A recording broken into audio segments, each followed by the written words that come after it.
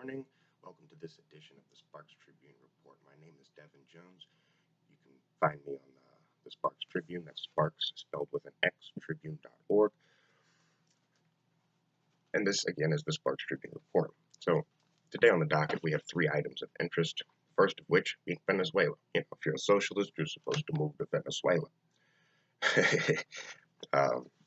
Let me open by suggesting that the deep state, if you want to call it that, a lot of conspiracy theories around the terminology deep state and what it means, but the security, FBI, CIA coup, the freedom fighters that they are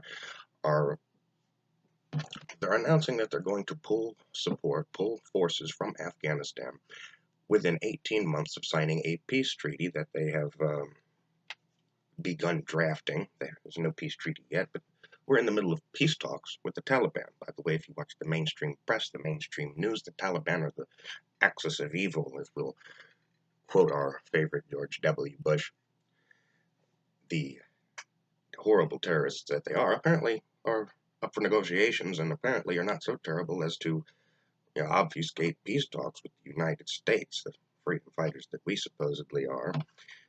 And in so doing, we are ending a almost 2-decade-old war, which even if the peace treaty was written and signed today, the following 18 months would put it at 2 decades. It's over 17 years. It's almost an 18-year-long war at this point currently.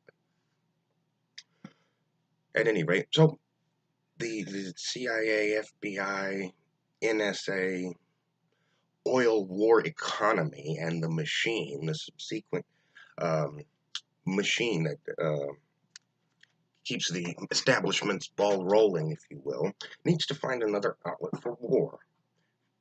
They've relied on Afghanistan oil, Afghanistan minerals too long. The people are waking up to the fact that this is a never-ending war, and it was never intended to end. So we need to look like the good guys in Afghanistan now and pull out, conduct peace talks, etc., and figure out another way to continue endless war somewhere else and still maintain the picture, the smokescreen of being the good guys, right? So we turn to another outlet. Their most recent outlet of war is Venezuela. They have oil, therefore they need some freedom. Not just oil, by the way. I was listening to the radio. The United States is attempting to curtail its own capitalists from engaging in gold buying with Venezuela. We're trying to sanction and cripple their gold as well. Apparently they have gold. They need even more freedom. No, anyway, so Donald Trump has announced that he is recognizing the Venezuelan opposition leader, the right-wing protest going on internally within Venezuela against the state capitalist authoritarian dictator Maduro, who many on the left have felt an obligation to defend for one reason or another, just because the right tells you that he's a socialist, and subsequently that if you're a socialist on the left, then you should go move to a fossil fuel economy led by a state capitalist authoritarian dictator. It's somewhat counterintuitive. So move to Venezuela, anyway. So we're going to go to war in Venezuela, apparently, and we're probably going to overthrow Maduro and institute an authoritarian right-winger, making ourselves look again like the good guys.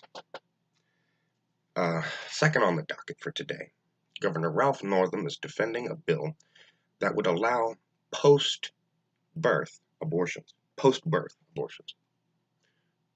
Murder? What's a post-birth abortion? Again, if you feel obligated to defend these ideas, by all means, I will be the glad subject of your vitriol. But this is no longer abortion. If you're talking about post-birth abortion, that's not an abortion then, is it? You're talking about murder. After the fetus has exited the birth canal, you have a baby, it's born, it's alive, it's breathing, the cord is cut, it's a baby, it's a person now, and you're now going to kill it? And subsequently defend the actions of those that would. No, you've crossed a line at that point. And I'll not defend that.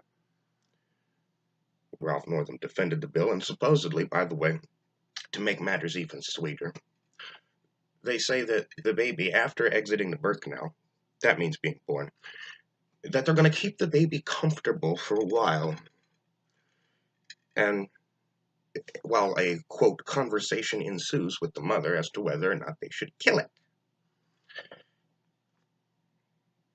That's a horrible thought. The fact that you have a baby that has just been born being, I don't know, kept in a fish tank, an aquarium of sorts at room temperature, and incubated for a while its fate is decided in another room is disgusting and should be repulsive to any rational mind. Finally and thirdly on the docket for today, we have the NFL. 2 out of the 3 first male cheerleaders are going to be in the Super Bowl, which is excellent news.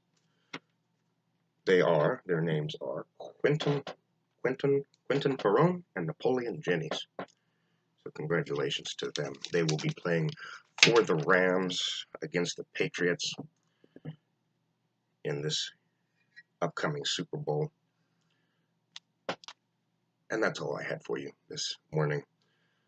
Again, you can find me on the Sparx Tribune. That is Sparx spelled with an X, tribune.org. My name is Devin Jones, and you have a lovely day. Thank you.